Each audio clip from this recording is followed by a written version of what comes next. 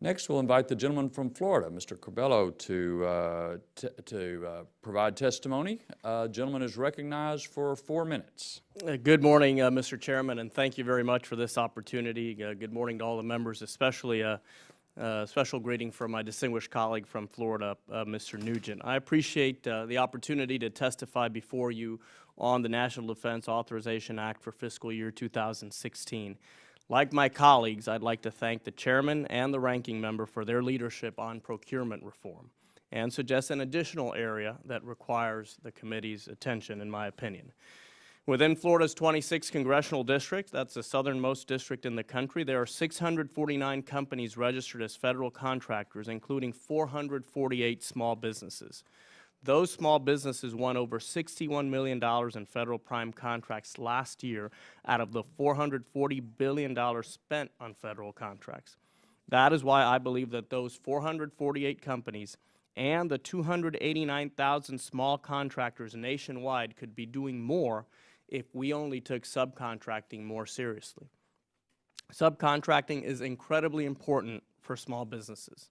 Any large business receiving a contract for more than $650,000 must tell the federal government how it will use small businesses as subcontractors. This ensures that we have a healthy industrial base at all levels. Additionally, since about 80% of federal contracts are awarded to large businesses, this is where the money is. In fiscal year 2013, small businesses received $86.7 billion in subcontracts, which is just about $5 billion less than they received in prime contracts. As part of the fiscal year 13 NDAA, this committee enacted legislation to hold agency officials accountable for small business utilization. Specifically, when agencies were considering whether senior agency executives deserved bonuses, it required that the agencies consider whether the contracting goals were being met and the role of said executives in meeting those goals. Even though the importance of subcontracting was again acknowledged by this committee as part of the FY14 NDAA when it included language drafted by Congressman Graves to count lower-tier subcontractors towards subcontracting goals, agencies are disregarding congressional intent. When agencies implemented the FY13 language on goaling, they took the term goals to mean prime contract goals, ignoring the role of subcontracting. As a consequence, prime contracting dollars have increased, but the percentage of subcontract dollars awarded to small businesses has been falling and is down 2.5% since 2010. Likewise, agencies have not even started implementing the FY14 language. This means fewer small suppliers, manufacturers, and innovators. Subcontracting is an important entry point for new federal contractors.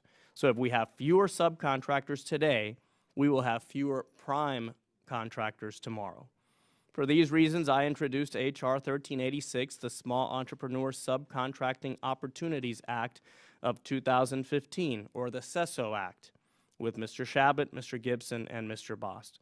CESO requires that agencies look at subcontracting accomplishments as well as prime contracting accomplishments when evaluating performance of senior executives.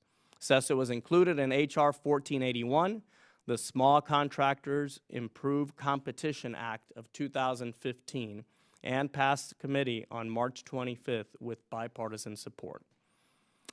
In Spanish, the word CESO means brains, and I hope you will agree with me that including the CESO Act and other provisions in H.R. 1481 in the FY16 NDAA is the smart thing to do.